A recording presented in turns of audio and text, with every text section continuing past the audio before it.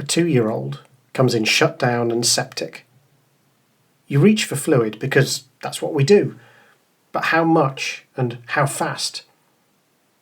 For 20 years, the instinct was more and quickly.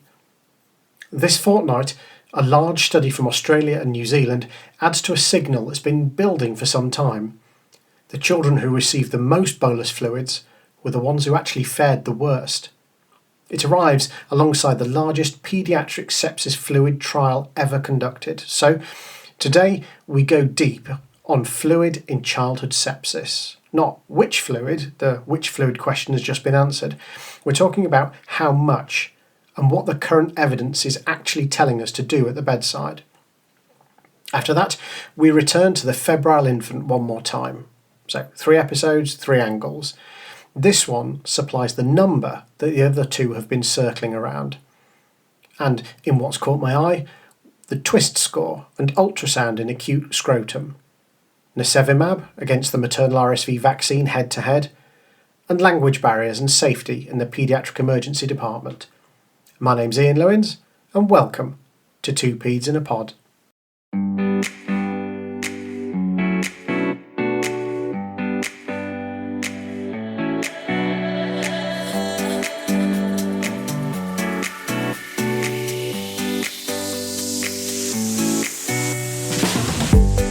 Welcome to 2 Paeds in a Pod, the paediatric medical education podcast about thinking clearly when it comes to child health. Each week, we take a paper, a clinical dilemma, or a tricky topic and work through what it actually means for your practice. So, whether you're in emergency care, general paediatrics, or you see children as part of a wider healthcare role, this is a place to step back, challenge assumptions, and sharpen your thinking. Welcome to the show.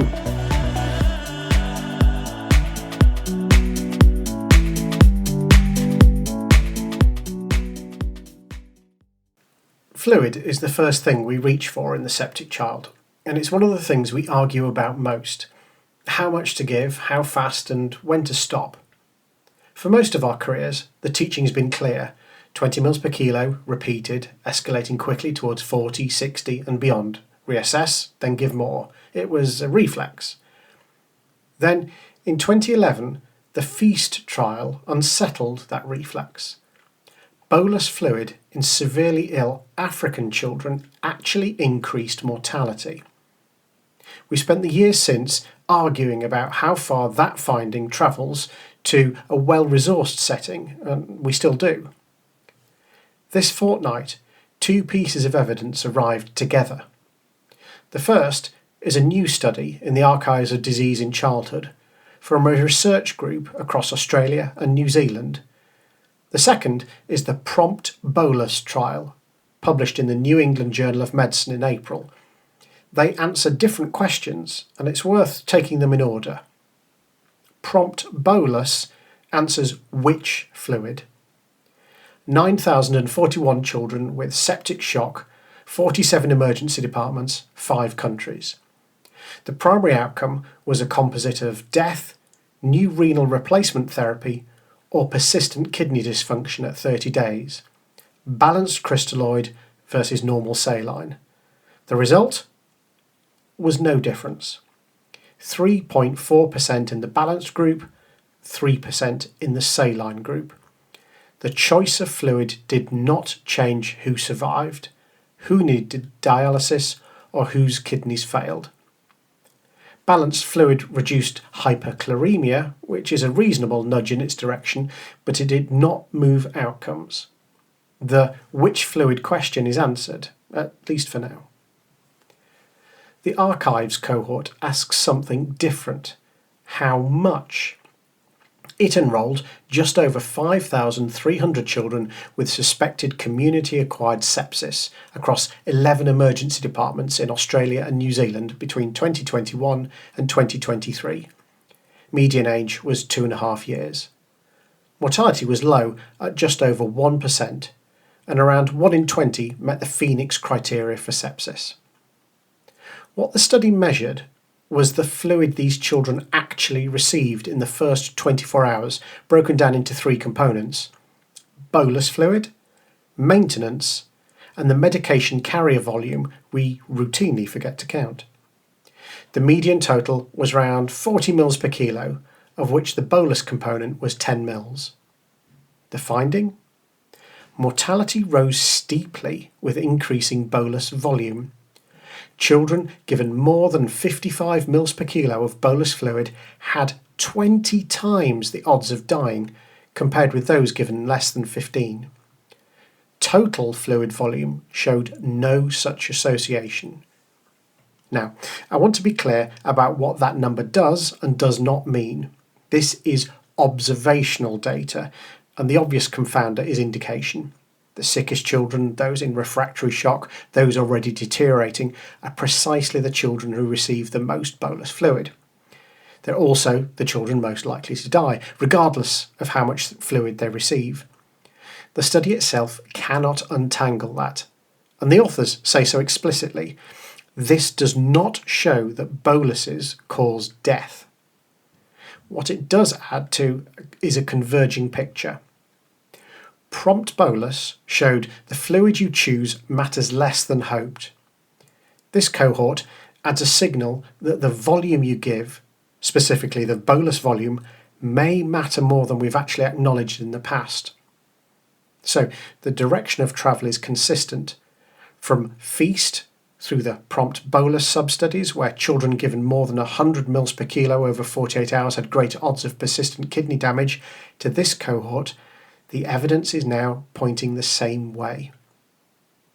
For practice, this reinforces what NICE and APLS already ask for, even if we do not always deliver it.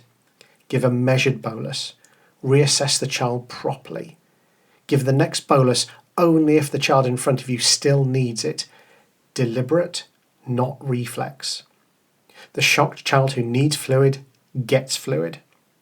What this evidence pushes back against is the escalator we sometimes run on autopilot. In our second story, we return to the febrile infant, and this is the third time in recent episodes we've talked about this cohort, and it's quite deliberate. The first visit covered risk stratification. How do we decide which febrile infant is high risk?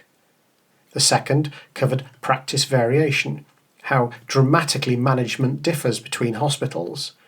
This one supplies the missing piece, the actual underlying prevalence of serious bacterial infection in the 60 to 90 day group.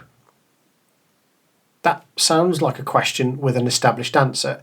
It's not, or at least it was not.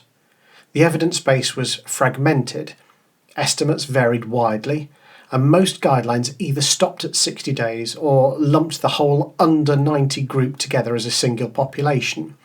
The 2 to 3 month olds sat in an unresolved gap. A systematic review and meta-analysis from a group at the University of British Columbia now fills that gap. 59 studies, 20 distinct datasets, just under 35,000 well-appearing, previously healthy febrile infants between 60 and 90 days of age. The pooled prevalence of invasive bacterial infection was 1.1%, roughly 1 in 90. Almost all of that was bacteremia, at just over 1%. Bacterial meningitis came in at 0.11%, around 1 in 900. Those figures held across every sensitivity analysis, including when the single largest study was removed. Now, 1 in 90 is not nothing. A well-looking infant with bacteremia is precisely the diagnostic trap this age group sets, and these numbers are not an argument for complacency. But 1 in 900 for meningitis changes something. It gives you a denominator, and a denominator changes both your own clinical reasoning and the conversation that you have with parents. For the older infant in this age band, a meningitis risk of around 1 in 900 is a concrete number to weigh when deciding whether this child genuinely needs a lumbar puncture or whether a more measured pathway with robust safety netting is defensible. These figures support proportionate investigation. They are not an argument against investigating. They're an argument against reflexive, undifferentiated full septic screening on every infant who presents with a fever in the 3rd month of life. Map these numbers onto your local pathway and the NICE thresholds rather than applying them in isolation, but as a number to carry in your head for the age group that generates the most uncertainty in paediatric emergency practice, this is a useful one. Now, what's caught my eye this fortnight? First, testicular torsion is a surgical emergency where time to theatre is everything, and anything that helps front door clinicians identify the high-risk boy quickly is worth knowing.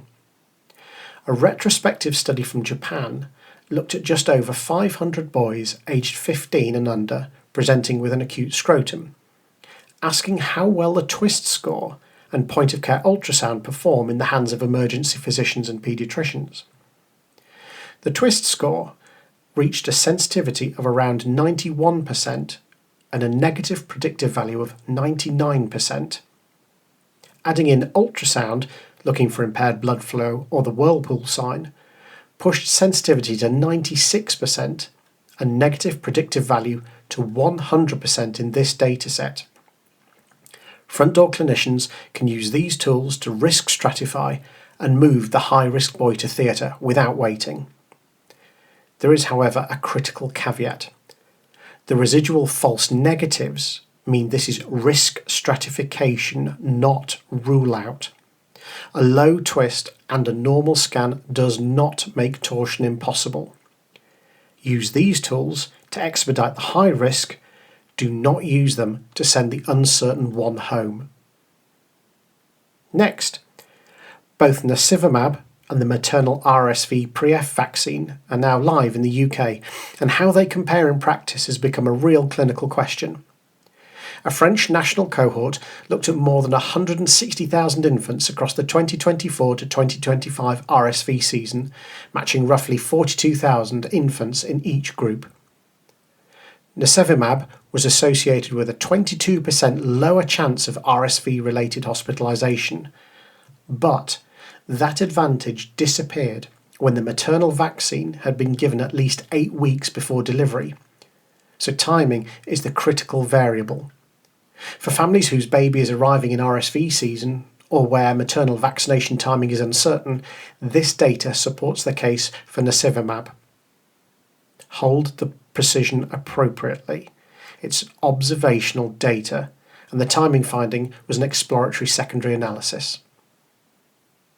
And finally, a scoping review of 33 studies mapping where along the paediatric emergency care pathway language barriers threaten the safety of a child's care. Risk appeared at every stage, but one point surfaced consistently, and that was discharge. The moment we hand over safety netting instructions and home care advice was the most commonly identified high-risk point. In an NHS serving a deeply multilingual population, that is a pointed finding. The discharge conversation is not an afterthought, it is a safety-critical step, and the evidence base on what actually fixes the problem remains thin. But knowing where the risk sits is a good starting point. So, 3 things to take away from this episode. On fluid, PRoMPT BOLUS has settled the which fluid question for now. Balanced versus saline does not change who lives. The signal that matters is in bolus volume. From feast onwards, the evidence points the same way. Give a measured bolus, reassess, and repeat only if the child in front of you still needs it. Secondly, on the febrile infant.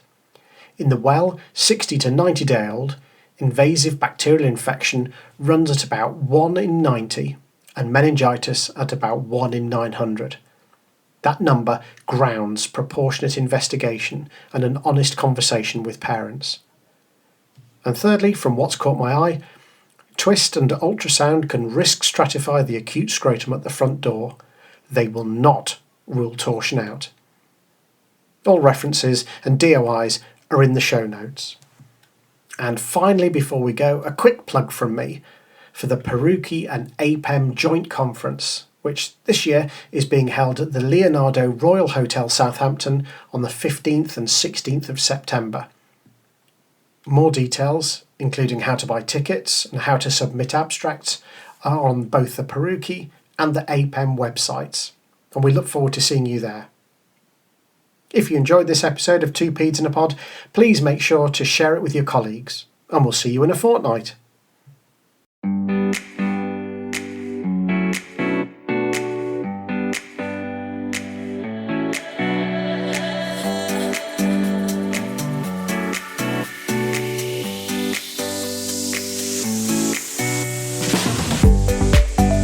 Thanks for spending your time with us on Two Paeds in a Pod.